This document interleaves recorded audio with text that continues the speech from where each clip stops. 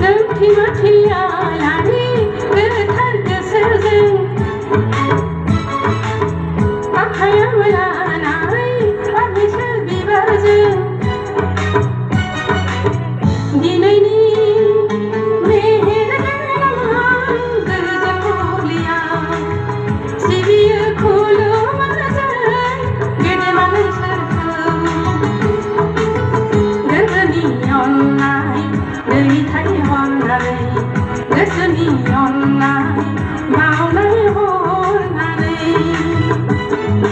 जोंथि माथि आलारि गोथार गोसोजों आखायाव लानाय फारनैसो बिबारजों